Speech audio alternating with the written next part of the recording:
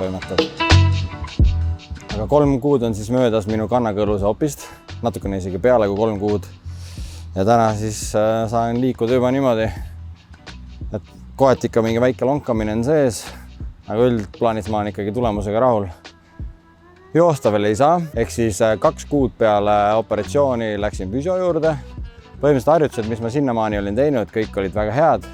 Aga mis me tegime, me mõõtsime ära minu nii-öelda terve jala painduvuse. Vigastatud jala painduvus oli, ütleme, 0 lähedane. Seejärel füsio andis mulle venitusharjutused ja juba nädalaga olid tulemused väga hästi märgatavad. Et seda harjutust kindlasti soovitan.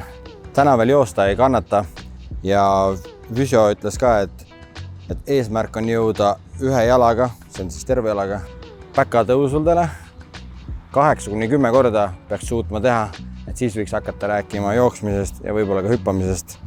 Hetkel siis on harjutuseks 2 jalaga, aga proovin viia rohkem oma kearaskust sellele haigele jalale ja proovida teha neid tõuse. Lisaks siis ka kummiga harjutused nagu alguseski. Suures pildis olen taastumisega rahul ja loodetavasti sügise alguses või sügise poole siis sooviks hakata võib-olla ka näiteks kossu mängima või nii-öelda vaikselt jooksmisega tegelema.